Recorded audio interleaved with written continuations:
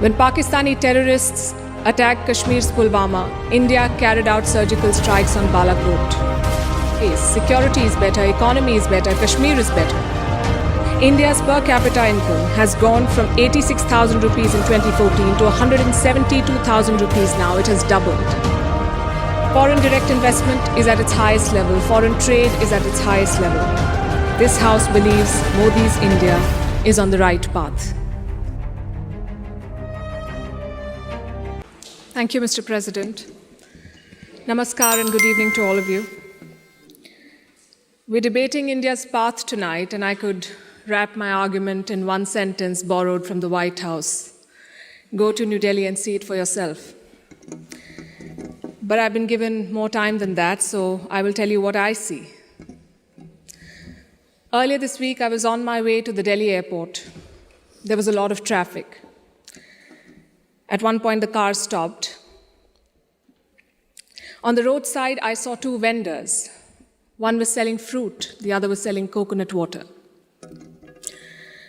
What caught my attention was not what they were selling, but how they were selling it. Both had a QR code prominently displayed. And every single customer walked up to them, scanned this QR code, and paid for their purchase, every single one of them. To me, this is a picture of today's India. It shows three developments, three of the many developments I shall list out tonight. Number one is financial inclusion. Both the vendors had a bank account linked to their mobile phone. Number two is internet or mobile penetration, what we call digital India. It was 15% 9 years back. It's 48% today. And number three is the airport traffic. It just keeps swelling, even though we are at the receiving end. We see what it shows. From 67 million 9 years back to almost double now. This House believes Modi's India is on the right path. And how do you determine if the path is right or wrong? You look at numbers, data, surveys, reports. I shall refer to all of these as I make my arguments. But I also want to dwell on something that's more personal, more important, I think, yet unquantifiable. I'm talking about the experience of living in today's India. Indians are more prosperous at home and hence more confident abroad. Let me also tell you what I saw at the airport here in London, at the immigration counter. I saw Indians proudly flaunting their passport, none of the fidgeting or self-doubt of the last century. And if I may add, the immigration officer almost looked impressed. She was either a fan of India or just worried that she was holding up one of Rishi Sunak's relatives. We are proud of what we share with the world. Bollywood, masala chai, yoga, cricket. India today is a soft power giant. At the same time, India is not a timid democracy that tolerates terrorism or betrayals. When Pakistani terrorists attacked Kashmir's Pulwama, India carried out surgical strikes on Balakot. Today's India is not a pushover country. It's a world power denied. Today, invasions and colonialism are part of our history, not our identity. We are shaped by years of subjugation, not defined by them. We are excited about our global responsibilities, not wary of them. This change and confidence comes from growth at home. Which brings me to the numbers. I'll start with India's welfare state system and how it has fared in the past decade. 110 million new gas connections, 470 million bank accounts, 220 million insurance beneficiaries. And to be fair, the welfare concept is not new to India. It's been there for a while. What's new is the approach. It's not just about putting more money in the pocket, it's about empowering people. And the result, once again, the evidence shows in the numbers. India's per capita income has gone from 86,000 rupees in 2014 to 172,000 rupees now. It has doubled.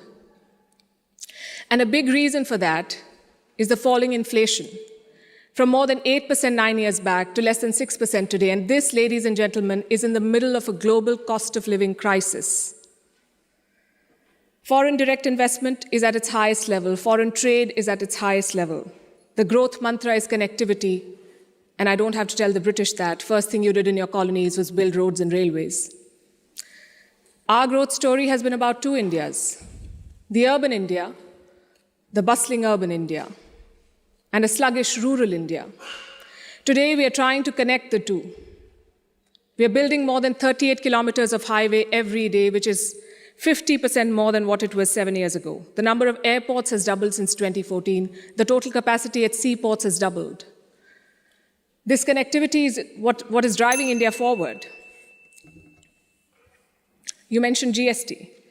Our constitution calls India a union of all states, which is a great tribute to our diversity. But it also meant 28 different state economies, different taxes, different trade practices. This government tried to unify it to create a single Indian market. It took time, but the result is this today. Tax collection is at its highest ever. The number of taxpayers has doubled since 2017. I have a lot of data I could go on, but you get the drift. So now I'm going to talk about India's global position. Because your path is also about your role in the world. Are you a troublemaker or a consensus builder? I think there is no doubt as to where India stands. India is a member of the Quad and the SCO. India is invited to the G7, but is also a member of the BRICS. India rubs shoulders with the West, but also leads the global South.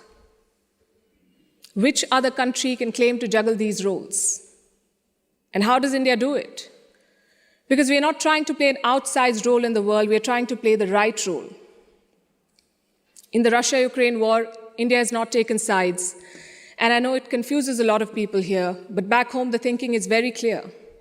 It is not in our national interest to pick sides and make things worse.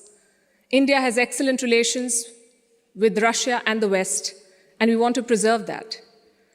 It's like when your two good friends fight. Do you pick sides and make things worse? Or do you try to talk sense to them and bridge the divide? I know what a good friend would do. I see what India is doing. India has always been, or always tried, to be a part of the solution, not the problem. Look at our neighborhood policy. When Sri Lanka was sinking, India provided assistance worth $4 billion, no strings attached, no grudges held, for Colombo's proximity with China. A lot of people say that India is losing control of South Asia. I say South Asia was never India's to control. New Delhi is building relations based on mutual respect and equality, and the results show beyond government interactions. Countries like Nepal and Bhutan are using India's online payment systems. Students from the neighborhood come to India for training, grants, and scholarships. This government has aced what we call Buddhist diplomacy. It is leveraging India's position as a cradle of Buddhism. All these initiatives have made India popular. The world stands with us against Chinese expansionism. The global South looks up to us for leadership. The global North looks up to us for partnership. I think that's the hallmark of great diplomacy and statecraft, when you're loved and respected in all quarters. More importantly, when you're trusted in all quarters.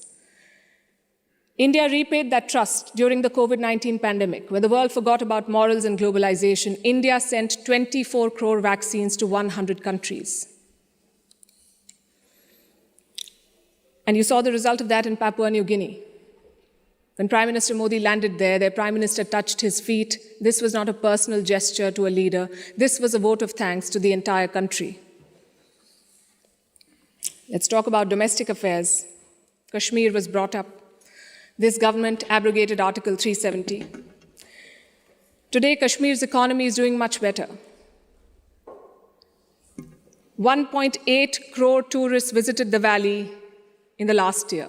That's the highest ever in Indian history, 1.8 crore. Kashmir is getting its first ever foreign direct investment, and that too from a company in the UAE. But since this is Kashmir, let's not limit ourselves to finances. Let's talk about security. Terror attacks in the valley have almost halved in the last few years. The numbers are staring in your face. Security is better, economy is better, Kashmir is better. Plus, we have corrected a historical wrong imposed on India. Let me also address something else that was raised by the opposite side, and that is religious intolerance. It's easy to quote anecdotal evidence and paint an entire country as intolerant. But random elements and sporadic incidents do not speak for India or its leadership or its government. Only policies do, and I'll tell you about those policies. More Muslim students got scholarships in Modi's first term than the previous government. I'm talking about 2 million more Muslim students. If the idea was to marginalize them, why give them more scholarships? Look at the government's Hajj policy. Prime Minister Modi held personal talks with the Saudi regime to increase India's Hajj quota. In 2014, it was 136,000. By 2019, it was more than 200,000. Again, if the idea was to marginalize Muslims, why increase the Hajj quota? This government abolished triple talaq. Would you call it reform or repression? Let me also tell you what a Pew study found in 2021. It runs counter to every argument that will be made here tonight. It found that 89% of all Muslims and Christians in India say they're free to practice their religion. I'll repeat, 89% of all surveyed Muslims and Christians, but no, let's build on perceptions and anecdotes, not on facts. I would also point you to all the social schemes, the bank accounts, the gas connections, the insurance policies. They're available to all citizens of all religions. Does that mean India cannot do better? Absolutely not. Even one incident of marginalization is one too many, but how would you judge an entire country's path? In fact, it struck me when I was invited for this event, why would Oxford University be interested in debating the path of Modi's India? Because India has defied Western predictions. It's the world's largest democracy charting its own course. India today has shed the burden of trying to comply with Western constructs. No amount of lecturing or virtue signaling is shaking India's confidence, and that is what unsettles critics. There are hit-and-run experts with no accountability who make pronouncements based on their political leanings to create an anti-India narrative. GDP growth won't touch 5%. There was corruption in the Rafale deal. The government was snooping in opposition parties using Pegasus. All of these make for juicy headlines. And they make it look like everything is wrong in India. But when a Supreme Court investigation finds no wrongdoing, when India's growth crosses 7%, who is questioning these experts? When an 85% Hindu-majority Karnataka votes out the BJP, is the West then lauding India's secular credentials? You see, to judge a country's path, you have to be able to separate agenda-driven narrative from facts. In conclusion, let me say this. For any country in the world, there is always a wrong path. Enough dictators and autocrats have shown us, but there is no single right path. Britain has its own right path. India has its own right path. As long as democracy is respected, as long as the Constitution is respected, I would say to each their own. It is wrong to judge one country on the parameters of another. And that has been the beauty of India since 2014. We've uplifted 140 million people out of poverty. We did so while conducting free and fair elections, dozens of them. We did so while protesting, debating, and dissenting. And finally, I think the hallmark of a right direction is also public approval. Do the people think you're on the right path? The people of India answered that question in 2019. Thank you.